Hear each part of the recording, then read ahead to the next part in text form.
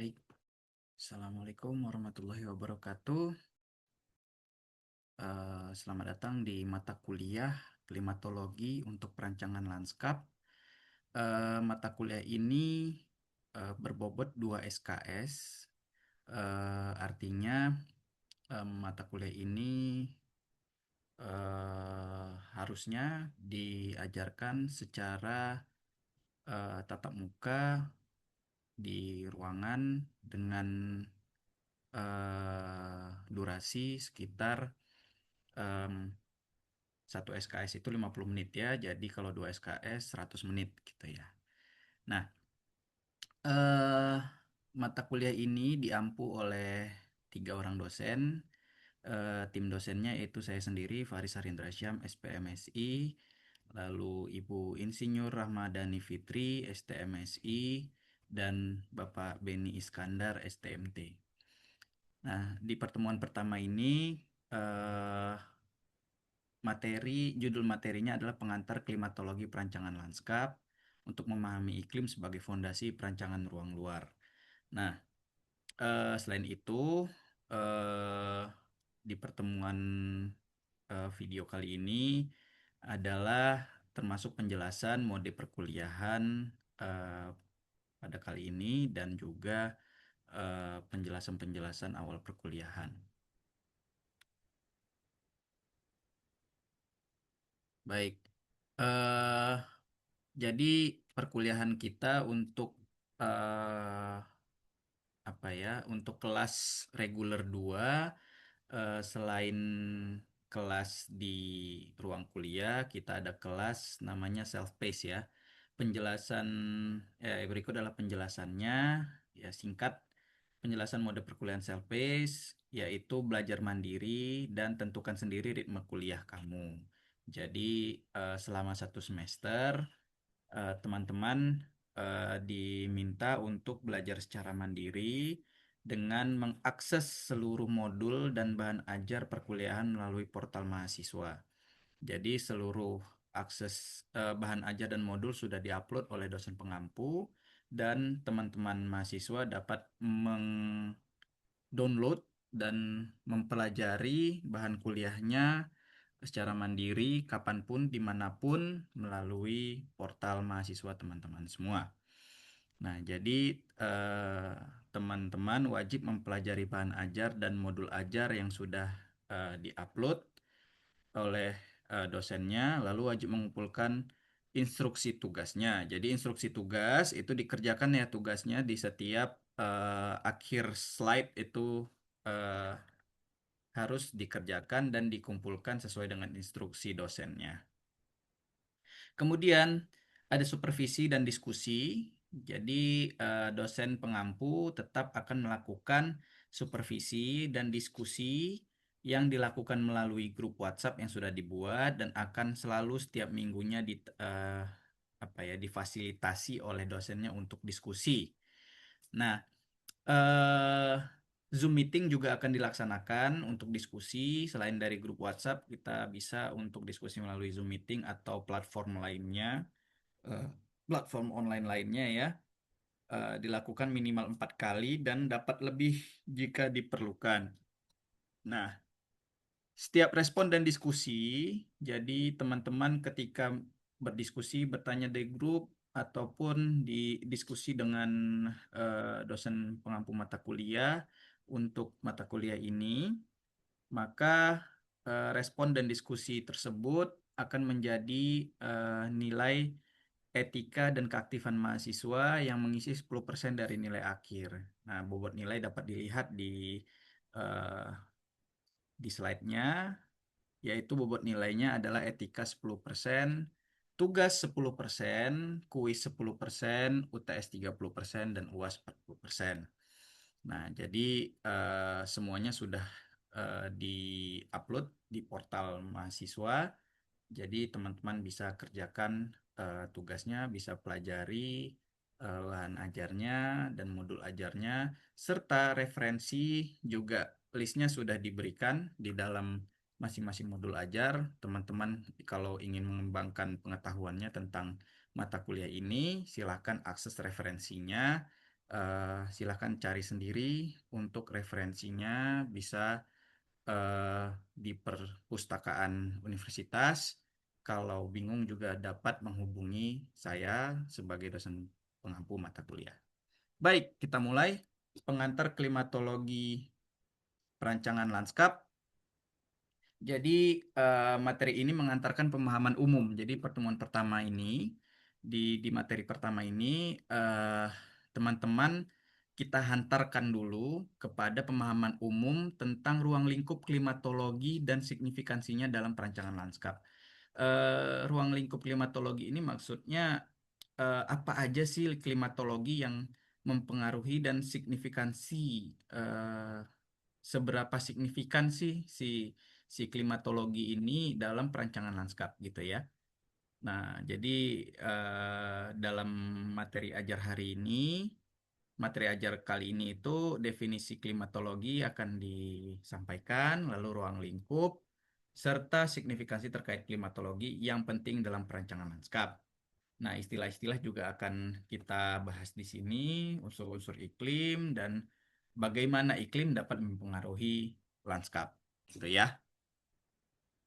Nah, capaian pembelajarannya sendiri pada materi materi kali ini adalah mahasiswa, teman-teman mahasiswa nantinya akan mampu menjelaskan definisi iklim, mahasiswa mampu menjelaskan ruang lingkup iklim apa saja, lalu mahasiswa mampu menjelaskan signifikansi klimatologi untuk perancangan lanskap.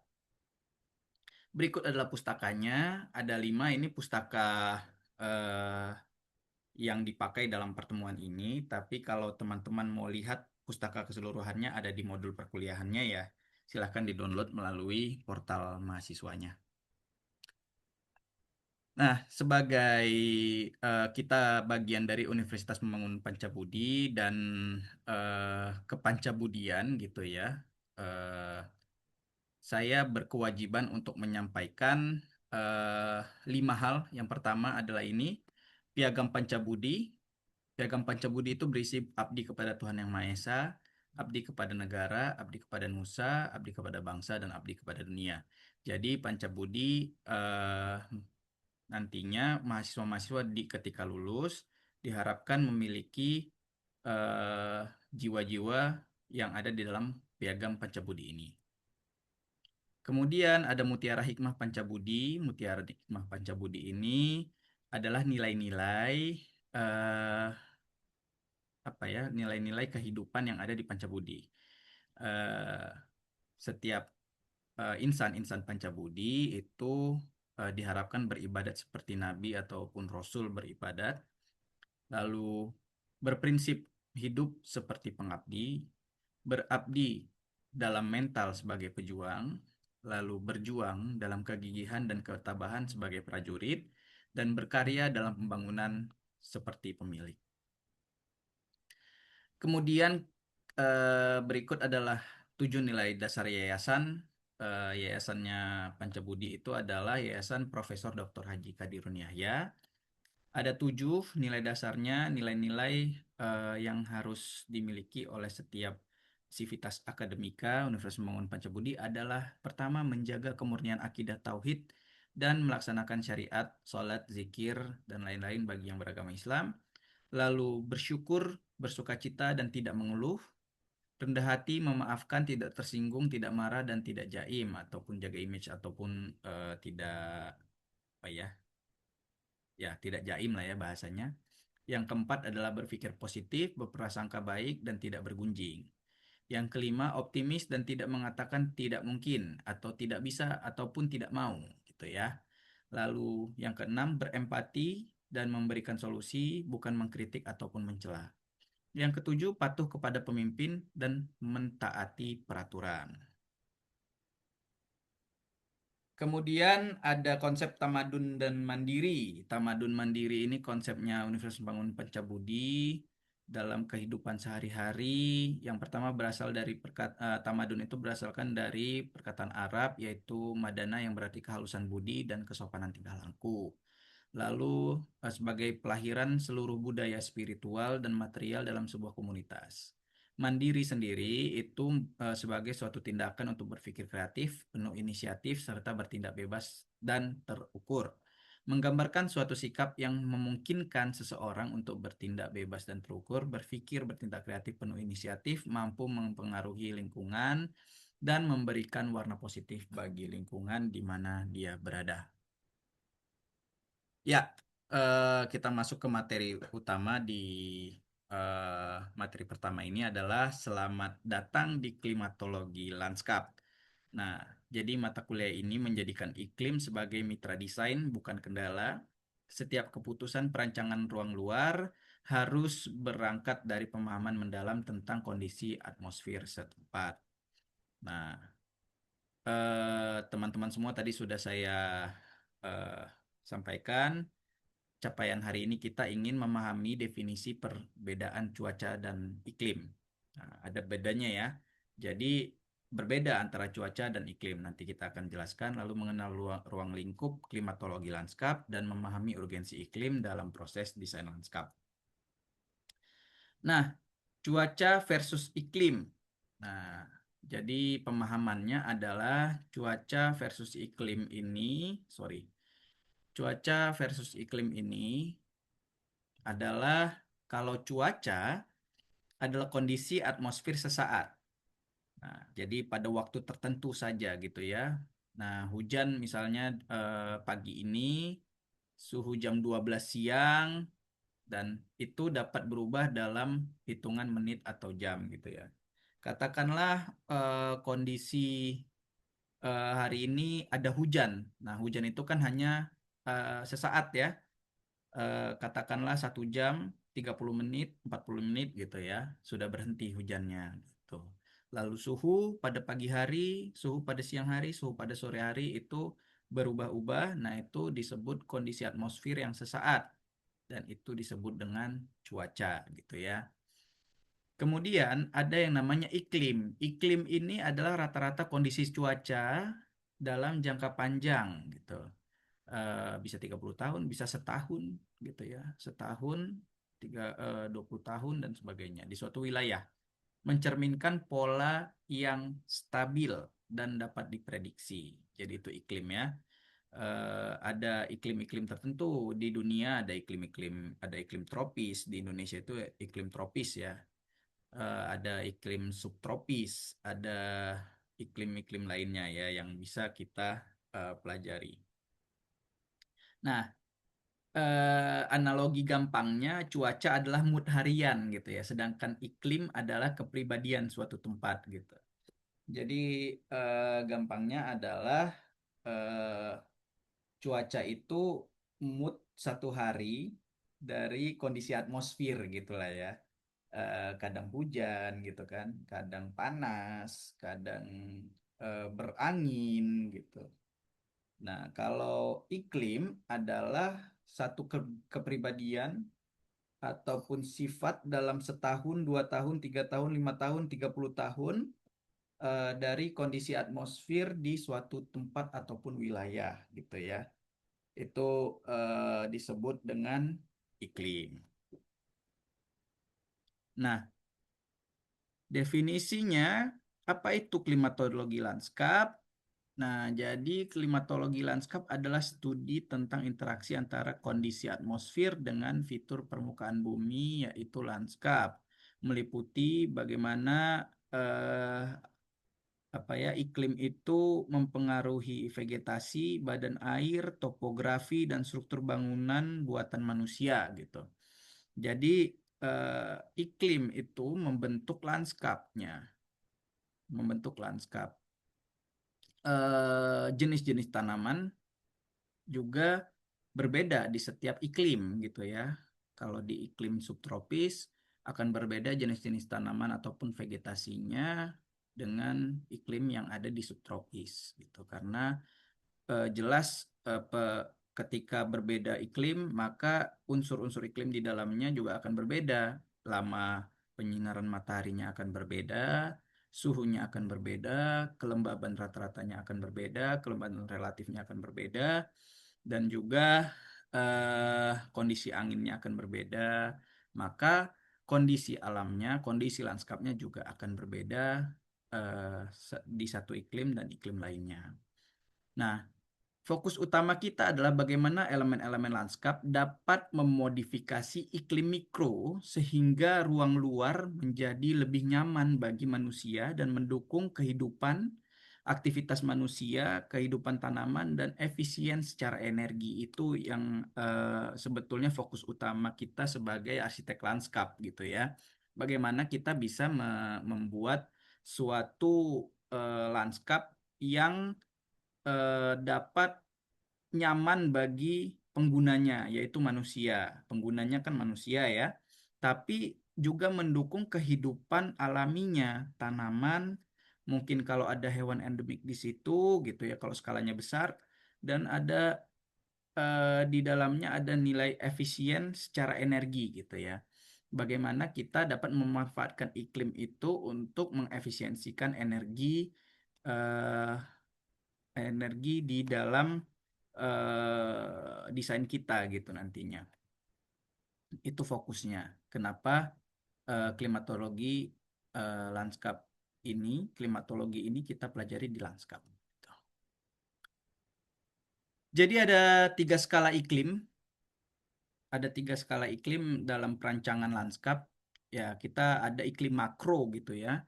Iklim makro ini adalah skalanya skala besar, skala negara gitu ya, wilayah, region. Nah, itu adalah iklim makronya.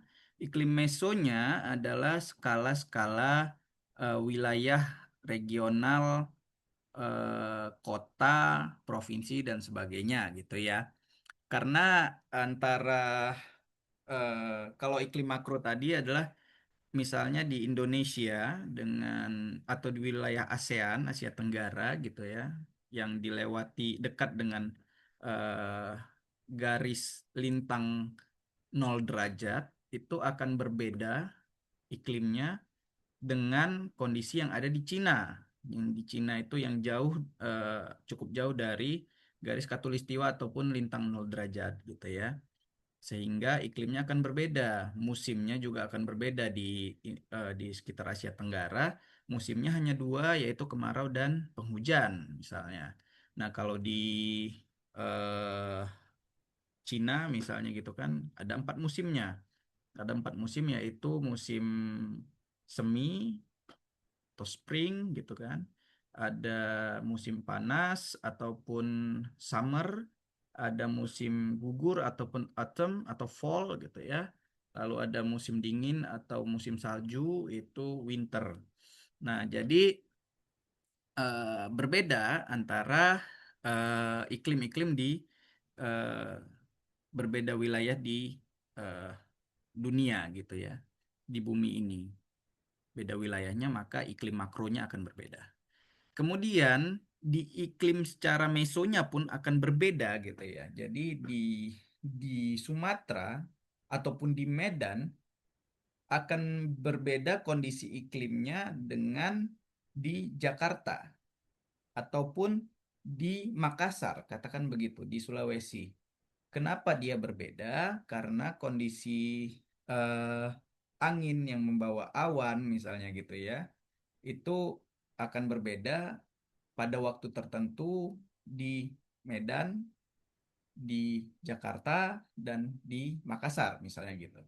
Nah, jadi eh, kondisi tersebut berbeda secara waktunya gitu misalnya. Misal katakan di Kota Medan itu kondisinya hujan rata-rata berada pada eh, bulan-bulan Oktober sampai Maret, katakan demikian. Di Makassar akan berbeda nantinya. Ternyata di Makassar hujannya hanya mulai lebih awal dan berhenti lebih awal gitu misalnya. Mulai dari September, lalu Februari sudah mulai panas ataupun Maret sudah mulai panas misalnya gitu. Jadi itu memberikan perbedaan iklim secara meso gitu ya. Bisa juga dari kondisi suhunya gitu. Ternyata suhu di Kota Medan rata-rata tahunan memang lebih tinggi daripada suhu di katakan kota pemantang Siantar. Bisa seperti itu. Ataupun curah hujan gitu ya. Curah hujan di Jakarta dengan curah hujan di Kota Bogor itu akan sangat berbeda gitu ya. Itu dapat dipengaruhi dari ketinggian tempat, dari posisi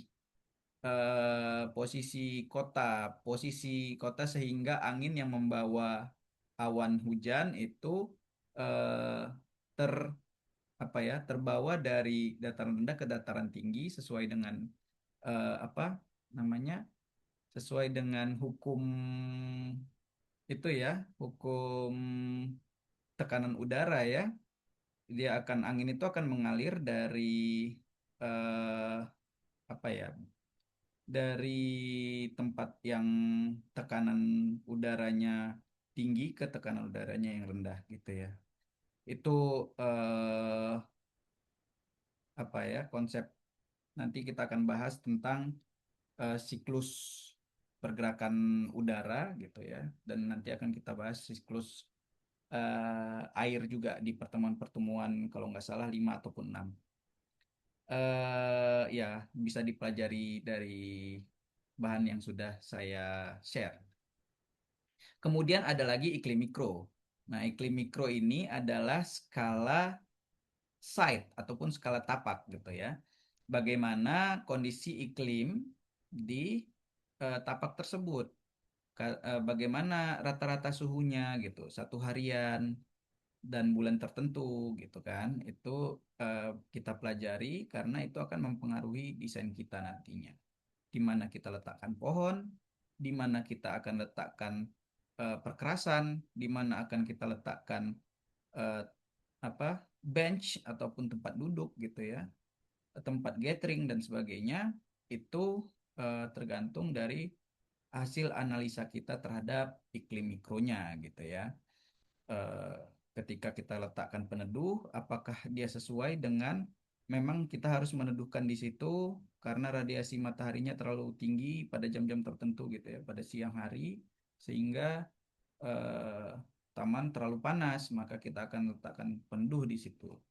Dan ketika dia tamannya terlalu kering, apakah kita mau letakkan kolam di situ atau kita mau letakkan rumput di situ sehingga atau kita alirin air ke situ gitu ya. Kita mainkan elemen-elemen air ataupun fountain, water fountain ataupun ya elemen air lainnya lah sehingga akan membuat tamannya lebih kelembabannya akan lebih tinggi gitu ya. Eh, dan kita akan coba mempelajari nantinya ada kenyamanan termal ya istilahnya kenyamanan termal ruang luar. Bagaimana kita membentuk eh, site ataupun taman kita eh, nyaman secara termal, secara suhu dan kelembabannya untuk aktivitas manusia.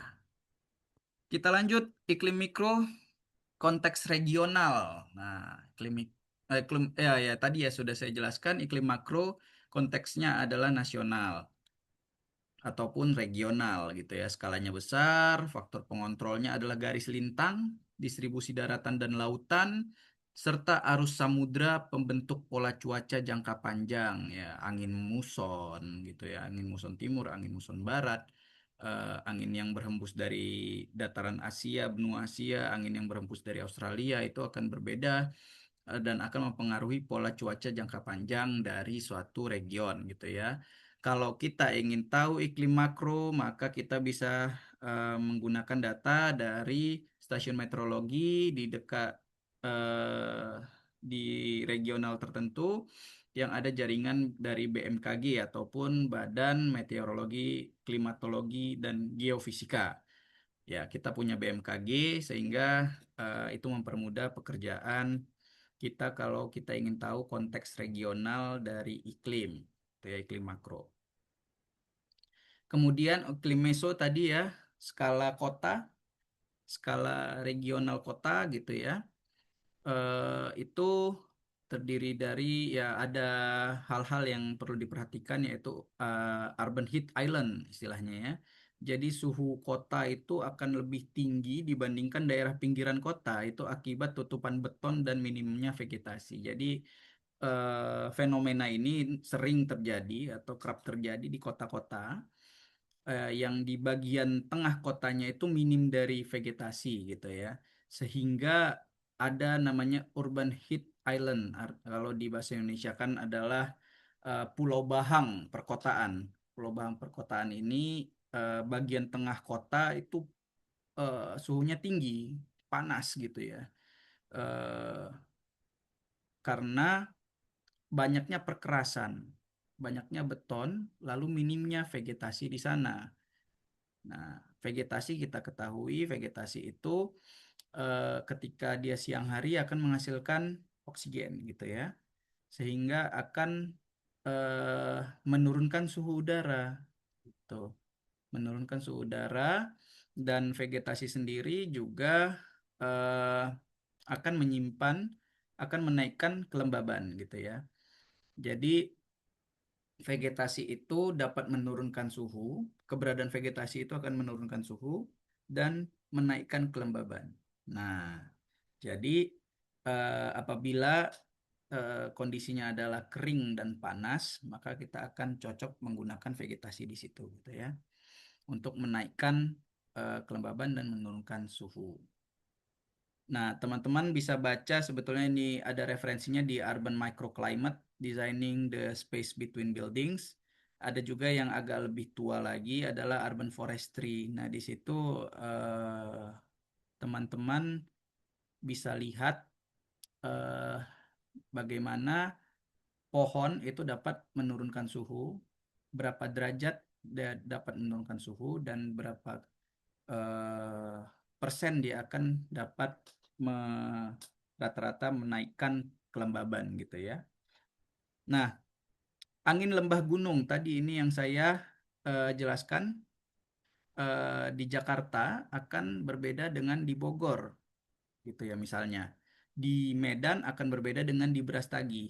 Nah, kondisi di Jakarta eh, akan berbeda curah hujannya dengan yang di Bogor karena angin lembah gunung ini pergerakan udara diurnal antara lembah dan pegunungan yang mempengaruhi distribusi suhu dan kelembaban lokalnya itu akan berbeda kondisinya gitu ya. Dan ketinggian tempat juga akan mempengaruhi suhu gitu ya. Suhu ketika naik kita naik satu berapa ya saya lupa juga itu ya akan menurunkan suhu 1 derajat gitu ya.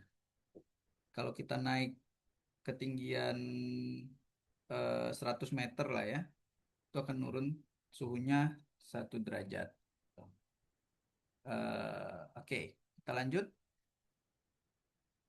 Iklim mikro, arena utamanya arsitek lanskap. Nah, jadi permainan kita, asik, ya apa ya, banyaknya pekerjaan kita adalah di iklim mikro.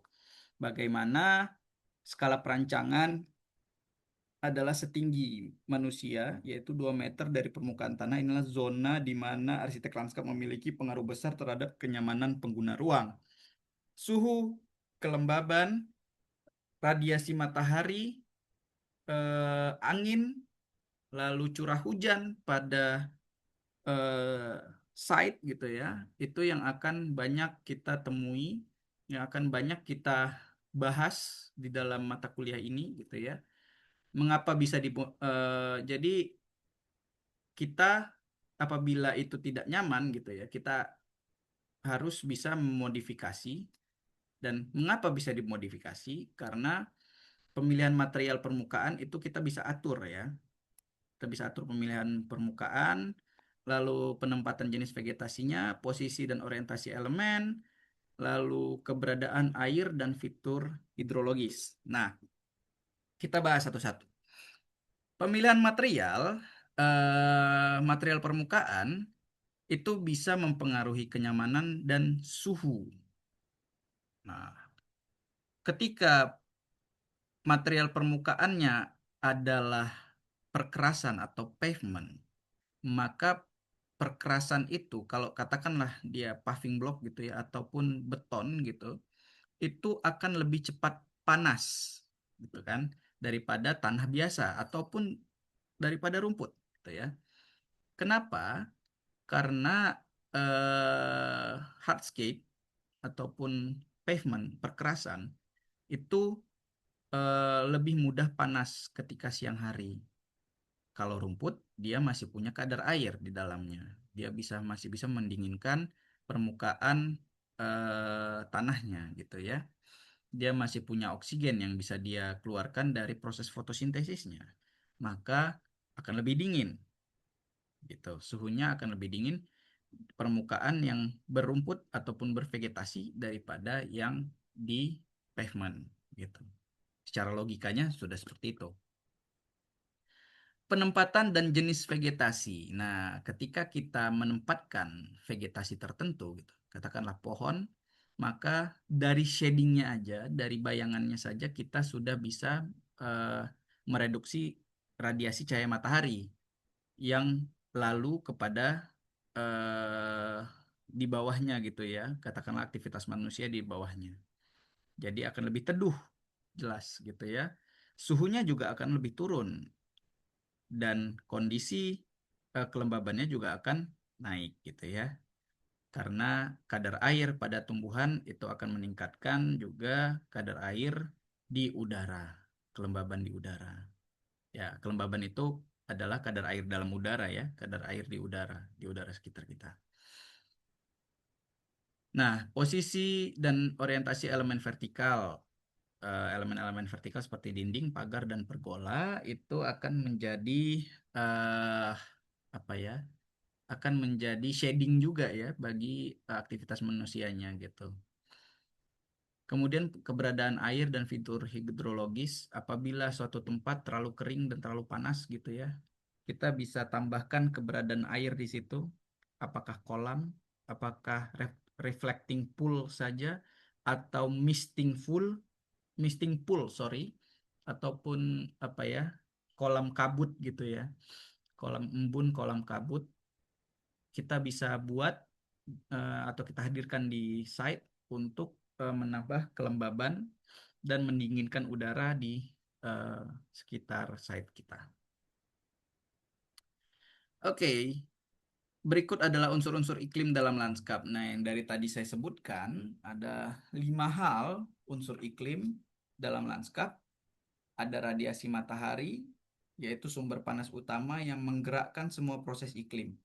Jadi radiasi matahari ini juga dipengaruhi oleh letak wilayah, gitu ya, letak wilayah regionnya. Semakin dia dekat dengan khatulistiwa ataupun garis lintang 0 derajat, maka radiasi dan penyinaran mataharinya itu akan eh, intens ya, intens. Jadi sepanjang tahun dia akan ketemu sama matahari. Sepanjang tahun dia akan ketemu sama matahari.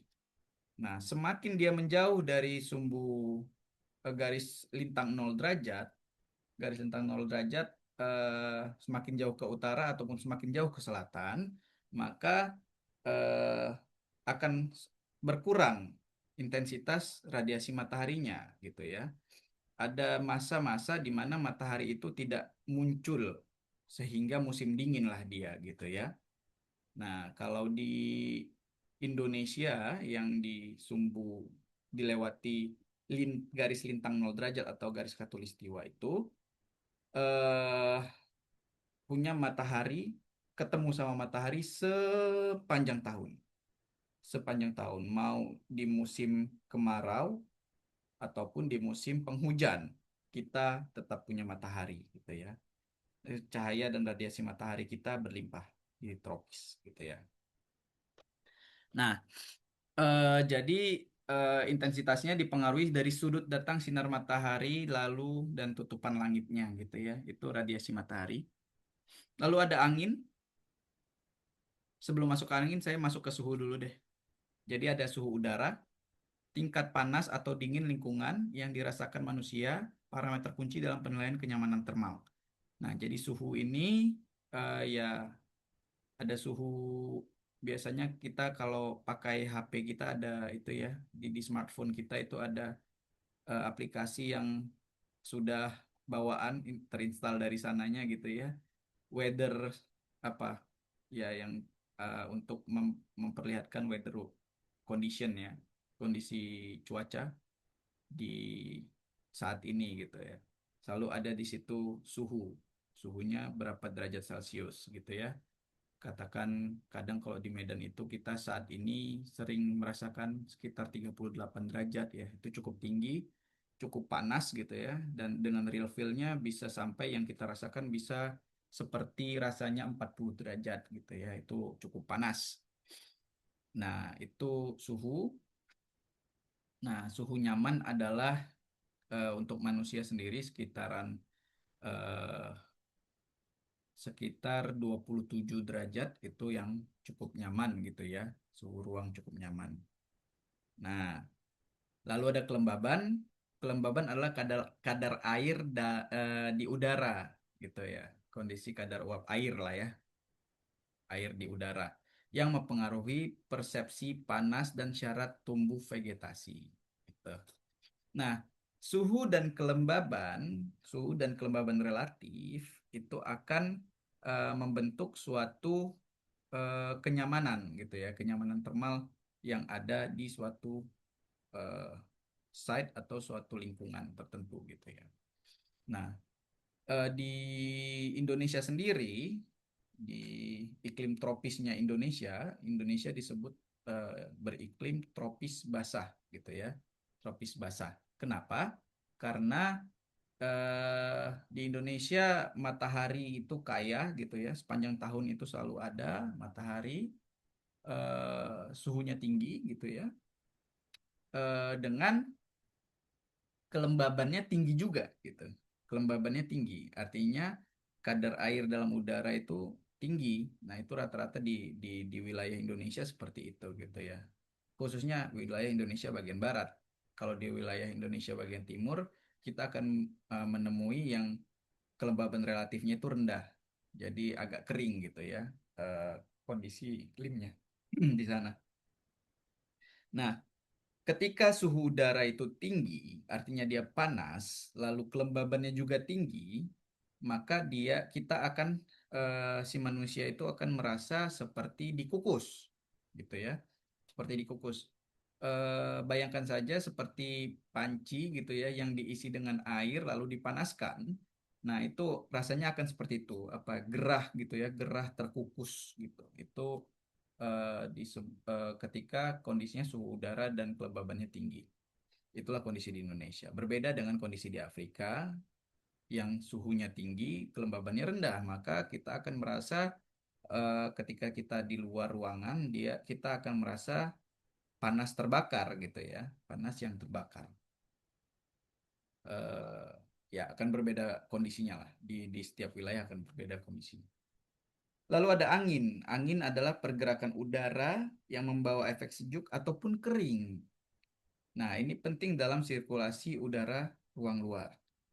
Jadi angin itu tidak serta-merta akan membawa efek sejuk. Nah, kalau anginnya hanya bergerak, udara hanya bergerak gitu ya, tidak membawa suatu kelembaban dari air gitu ya, tidak membawa air dia si anginnya ini, maka dia akan terasa kering. Ya udah anginnya bergerak aja gitu ya, nggak ada rasa-rasa kayak sejuk gitu ya. Anginnya kencang tapi nggak sejuk gitu ya. Itu eh, angin yang kering lah gitu ya bisa dibilang. Kalau dia mengandung air maka akan membawa efek sejuk tadi gitu ya. Maka eh, apabila kondisi suatu site itu lembab gitu ya, lembab artinya kondisi di udaranya itu airnya tinggi gitu, kondisi apa kadar air di dalam udaranya itu tinggi, maka kita harus menggerakkan udara di site tersebut gitu. Jangan sampai site tersebut kita tutup semua sehingga anginnya itu tidak masuk gitu ya, tidak bergerak di dalam site kita gitu. Nah, itulah pentingnya nanti ketika kita mendesain, kita harus pahami efek koridor angin gitu. Kita harus channeling angin.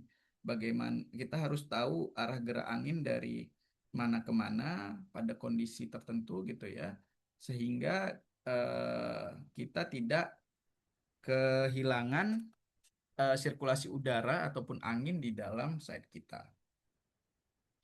Lalu ada presipitasi ataupun curah hujan. Nah, siklus air yang menentukan kebutuhan drainase, irigasi, dan desain hidrologi tapak. Nah, ketika kita tahu presipitasi, artinya curah hujan, katakan dalam waktu tertentu, dalam 1 tahun gitu ya. Curah hujannya, apabila kita tahu curah hujannya rendah, maka desain desain kita itu bagaimana caranya untuk membuat eh, irigasi yang sesuai agar vegetasi yang kita buat di situ, yang kita letakkan di situ, tetap bisa mendapatkan air yang cukup gitu ya. Dan apabila hujannya berlebih, bagaimana kita meng- memanen hujan tersebut gitu ya? Apakah di drainage kan, oke, atau ditampung dan kelebihannya di drainage tetap gitu ya ke saluran-saluran drainase terdekat gitu. Nah, bagaimana kita dapat memanen presipitasi tersebut? Nah, itu eh, penting. Jadi kelima unsur iklim ini harus dipertimbangkan ketika kita mendesain lanskap gitu ya, merancang sebuah taman ataupun lanskap yang lebih besar. Ya, mengapa arsitek lanskap perlu belajar klimatologi? Nah, kaitannya ke dalam 3 hal. Yang pertama adalah kenyamanan termal. Bagaimana kita menciptakan ruang luar yang benar-benar enak ditempati. Ya, itu gampangnya lah ya. Benar-benar enak ditempati manusia sepanjang hari memanfaatkan bayangan, angin, vegetasi secara strategis. Jadi bagaimana aktivitas manusia itu nyaman di ruang luar. Udah itu intinya kenyamanan termal itu.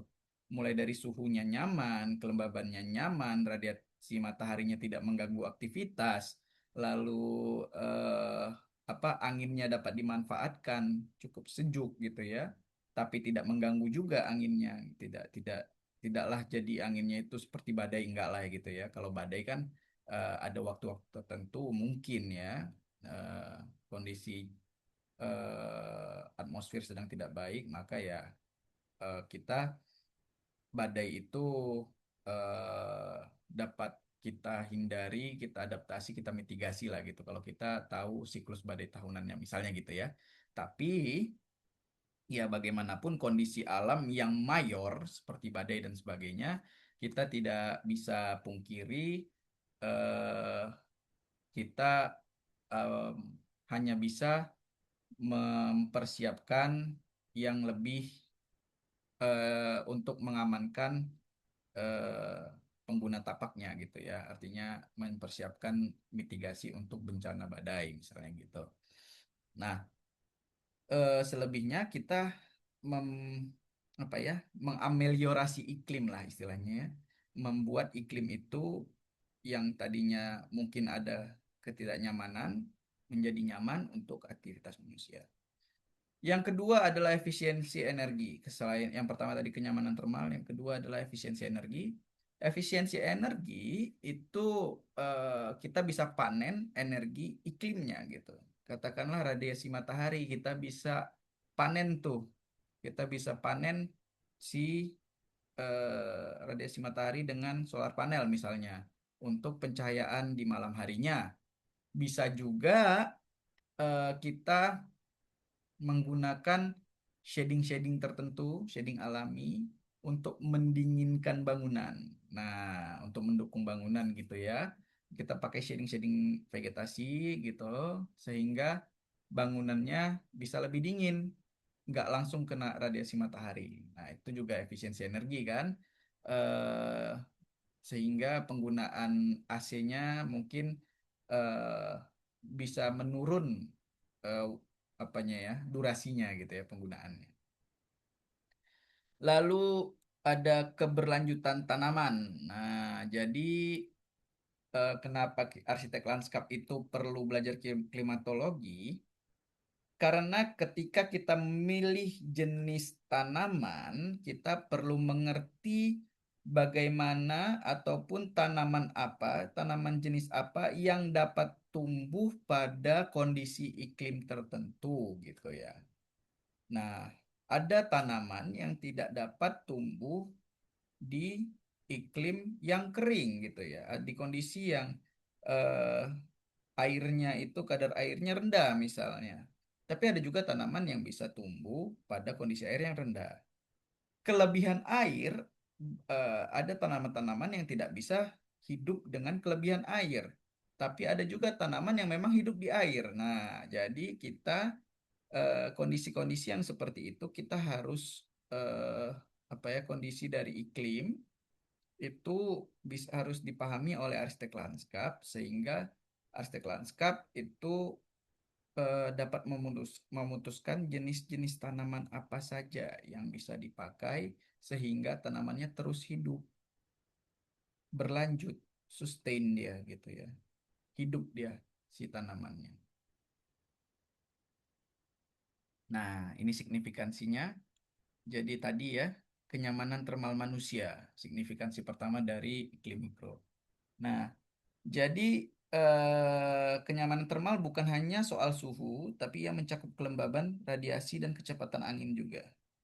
Nah, bayangan pohon itu dapat memblokir radiasi matahari langsung, menurunkan suhu rata-rata radiasi hingga 10 sampai 15 derajat Celcius. Jadi jelas kanopi pohon itu pasti dapat mereduksi radiasi yang masuk gitu ya. Cahaya yang masuk itu dapat direduksi sehingga dia menjadi shading. Ada bayangan pohon di situ, dia lebih teduh gitulah ya. Dan menurunkan suhu rata-rata di sekitaran pohon itu hingga 10 sampai 15 derajat Celcius. Ya lumayan ya. Lumayan penurunan suhunya gitu.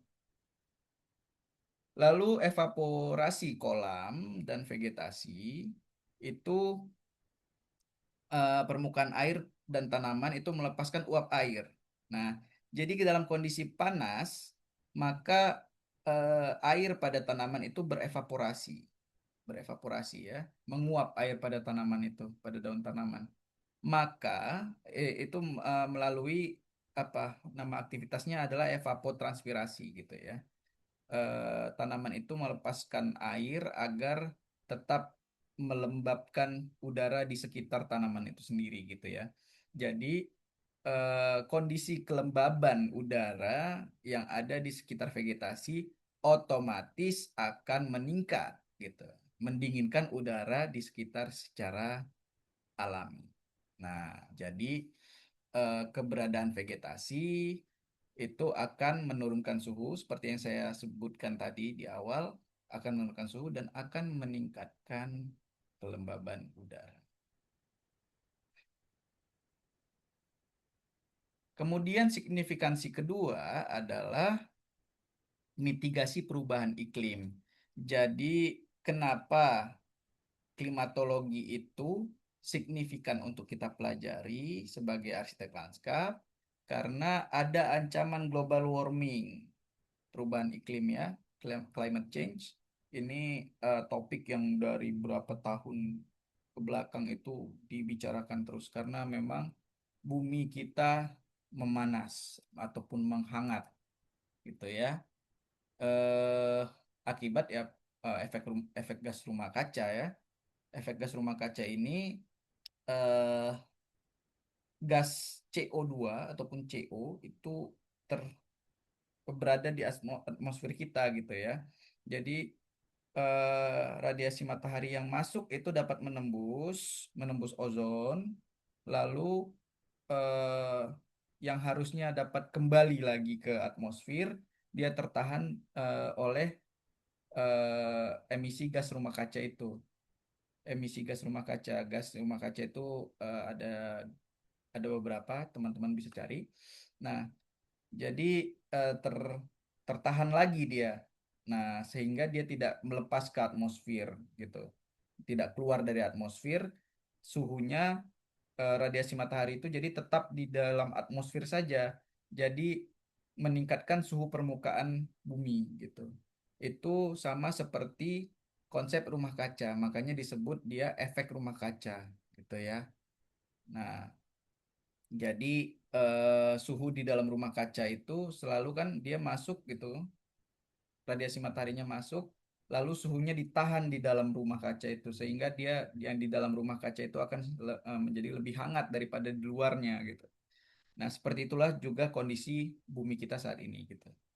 Nah, maka bumi kita menghangat permukaannya, jadi kita harus menjawab permasalahan tersebut. Bagaimana kita dapat merancang untuk membantu memperbaiki lingkungan, gitulah ya istilahnya.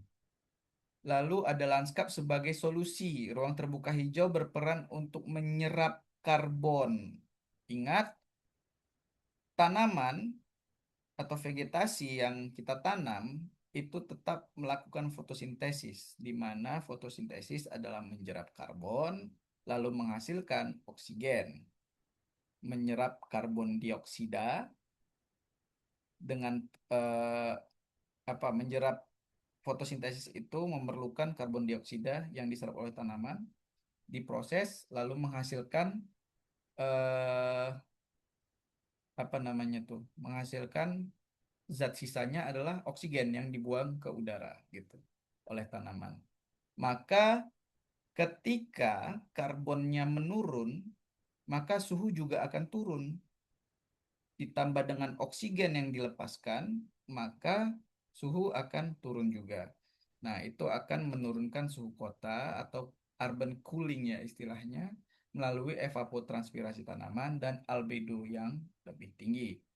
Nah, setiap keputusan desain yang dibuat oleh arsitek lanskap, dari pemilihan jenis pohon hingga presentase tutupan hijau, itu berkontribusi pada resiliensi kota terhadap perubahan iklim.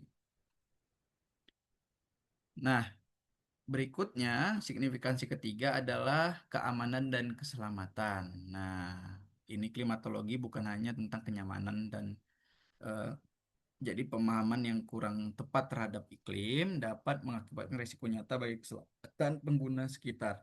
Bagaimana kita manajemen drainase ketika curah hujan suatu wilayah itu tinggi gitu ya, tapi kita tidak menyiapkan drainase yang cukup, maka kita sama aja membuat suatu tempat itu menjadi banjir gitu ya, membuat genangan di satu tempat.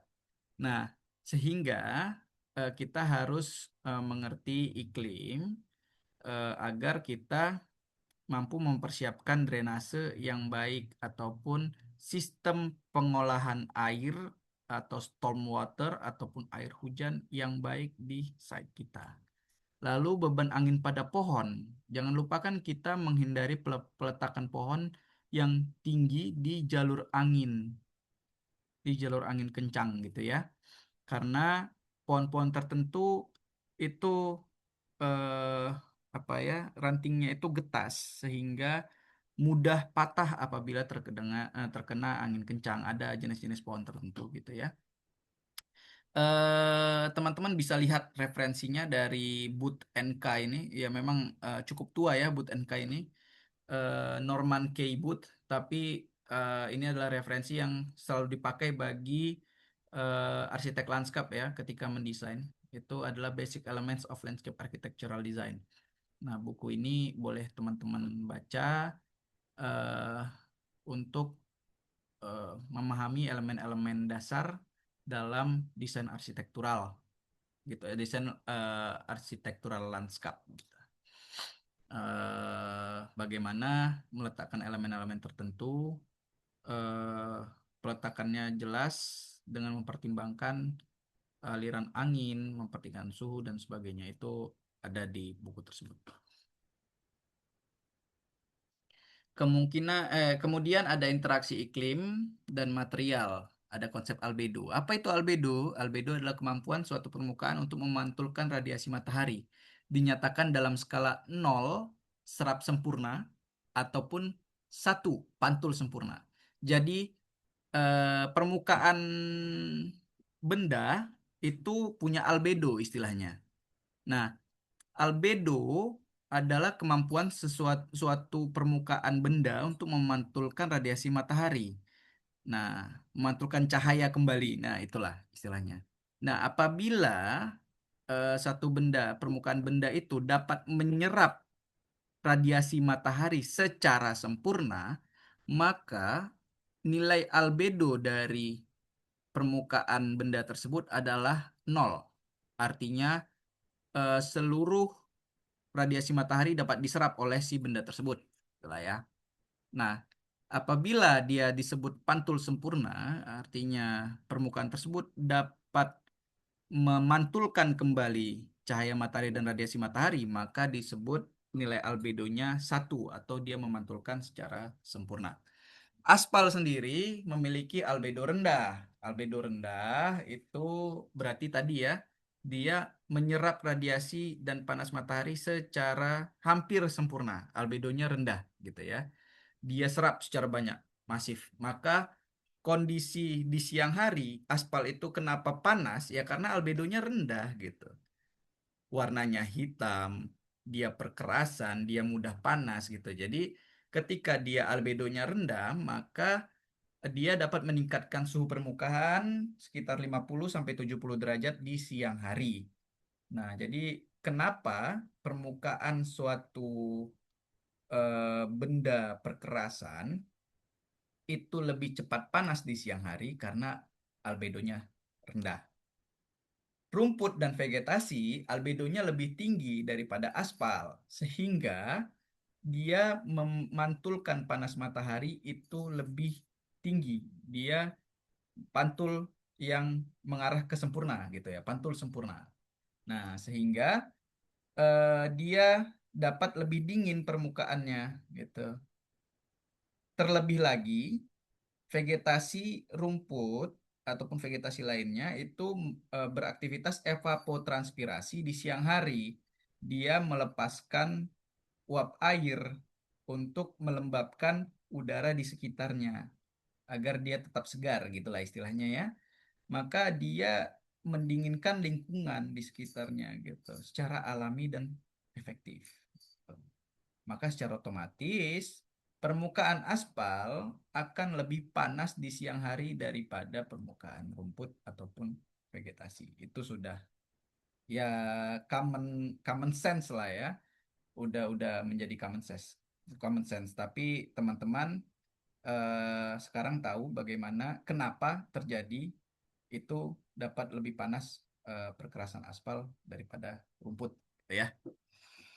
Nah, interaksi iklim dan vegetasi itu dapat jadi vegetasi ini dapat berfungsi sebagai tiga hal ini. Ini ya hanya beberapa lah ya, hanya tiga hal dari ada beberapa lainnya sebetulnya fungsi dari vegetasi terhadap interaksinya kepada iklim gitu ya. Yang pertama adalah windbreak atau pemecah angin. Selain dia pemecah, dia dapat menjadi pengarah angin atau wind direction gitu ya, ataupun penahan angin atau wind barrier. Nah, jadi kalau di Indonesia kita lebih pakai di windbreak sama di wind direction untuk vegetasinya. Jadi membentuk koridor angin ataupun memecah angin. Kita pecah anginnya agar masuk ke dalam ruang-ruang aktivitas taman kita gitu istilahnya. Ada juga untuk shading ataupun naungan kanopi. Kita ya di ruang luar kanopi kita atau ceiling kita adalah kanopi pohon gitu ya. Selain kanopi buatan sendiri misalnya buatan apa ya hardscape ya, pergola ataupun gazebo, yaitu bangunan lah ya hardscape. Nah, jelas shading yang lebih alami adalah kanopi pohon. Maka eh, kanopi pohon akan menurunkan apa ya akan mereduksi radiasi matahari ataupun cahaya matahari lebih teduh. Yang ketiga tadi berulang kali kita sebut adalah evapotranspirasi, pendinginan secara alami. Vegetasi melembabkan udara sehingga akan lebih dingin lah udaranya gitu. Kan lebih lembab dan menurunkan suhu tadi ya. Karena ingat aktivitasnya tanaman secara alami akan berfotosintesis pada siang hari. Maka pada siang hari akan lebih dingin di sekitar vegetasi. Ketika malam hari akan terjadi proses respirasi. Fotosintesis akan terhenti di malam hari. Maka malam hari di bawah vegetasi akan terasa lebih hangat daripada di siang harinya. Oke, selanjutnya alat ukur iklim mikro dan praktek ukur iklim mikro. Ada beberapa hal terkait dengan pengukuran iklim mikro ini. Yang biasa kita mau ukur adalah kecepatan angin ya biasanya ya. Kecepatan angin kita pakai anemometer.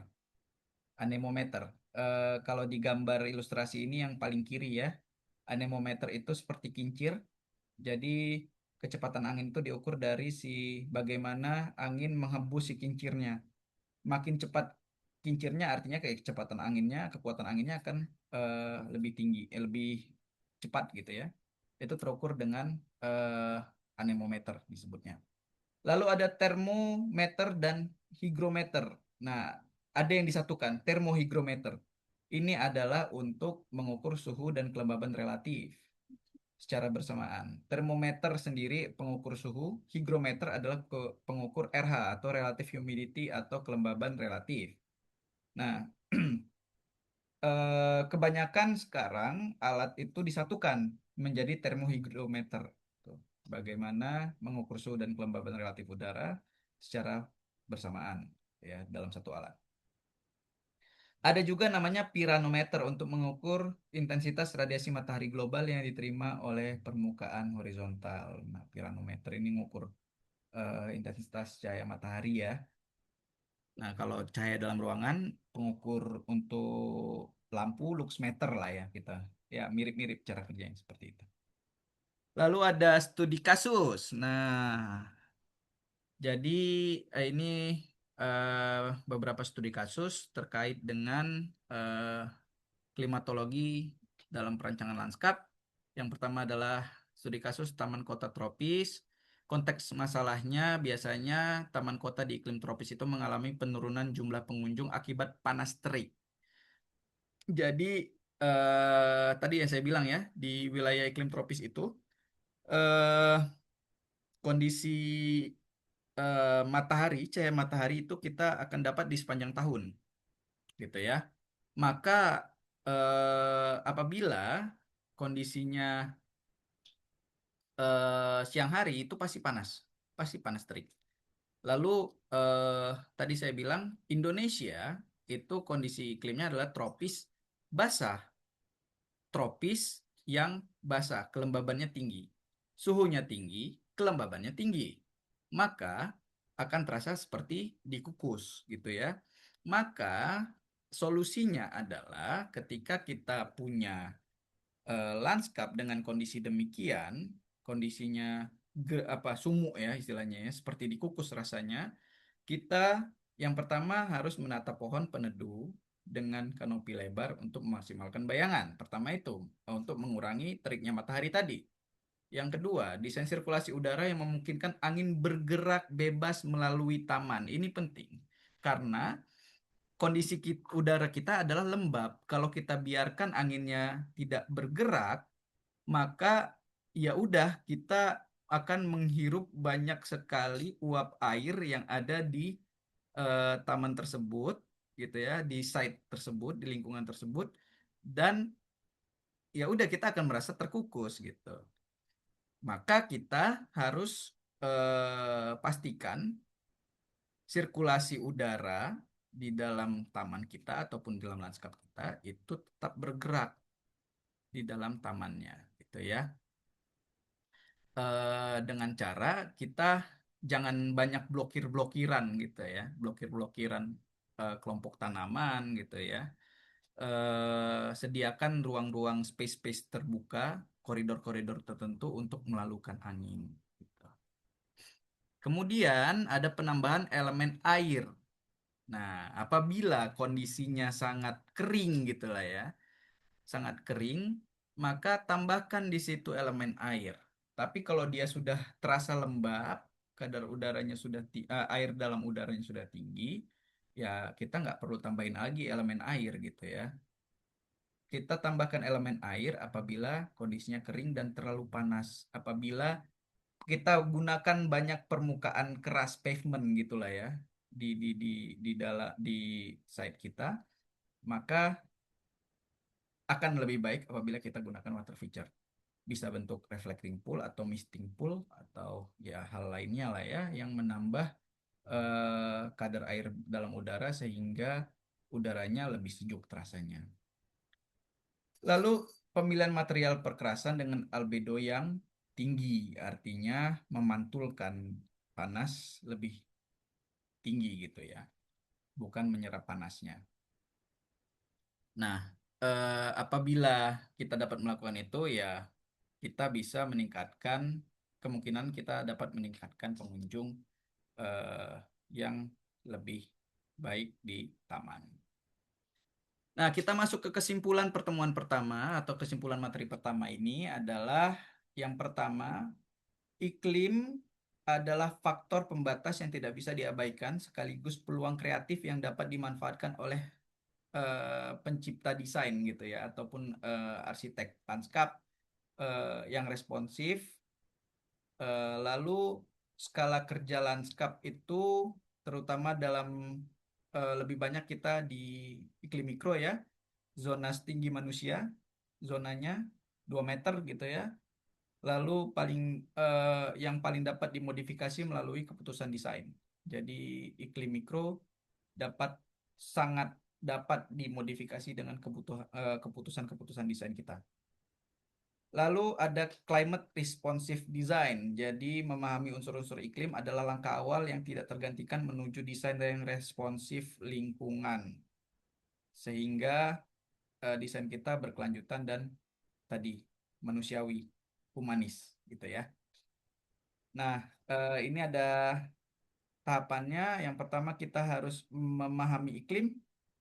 Kita analisis elemen iklim lokalnya ketika kita melakukan analisa ya. Di studio kita selalu melakukan inventarisasi, setelah itu menganalisa gitu ya. Lalu kita membuat konsepnya, menerapkan desain, menyesuaikan strateginya, strategi desainnya berdasarkan iklim yang ada gitu ya.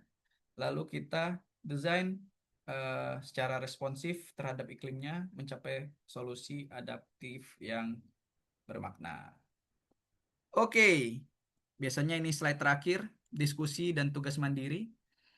Diskusi kelasnya adalah silakan coba identifikasi satu area di kampus ataupun di sekitar kamu yang menurutmu paling nyaman di siang hari dan lihat mengapa area itu terasa lebih nyaman, lalu unsur iklim apa yang berperan di sana gitu ya.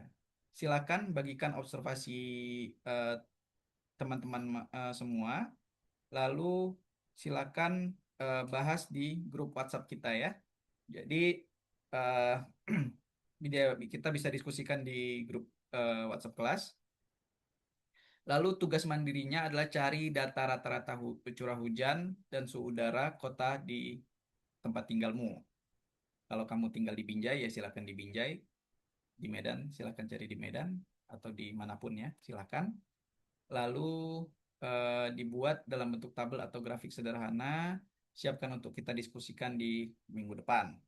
Kemudian di pertemuan berikutnya kita akan bahas unsur-unsur iklim. Yang pertama yang akan kita bahas unsur-unsur iklimnya adalah radiasi matahari, lalu pertemuan-pertemuan berikutnya kita akan bahas unsur-unsur iklim lainnya. Oke, terima kasih semuanya. Demikian materi pertama dari pertemuan kali ini, mata kuliah klimatologi untuk perancangan lanskap. Selamat belajar dan silakan pelajari modul ajarnya, silakan kembangkan, silakan baca referensi-referensi yang sudah saya cantumkan di dalam modul ajar dan di dalam materi ajar slide yang sudah saya sampaikan tadi ya. Di setiap slide, di setiap pertemuan itu saya selalu cantumkan pustakanya. Jadi silakan pelajari secara mandiri untuk mengembangkan lagi pengetahuan tentang klimatologi untuk perancangan lanskapnya. Terima kasih semua. Eh, Selamat belajar. Assalamualaikum warahmatullahi wabarakatuh.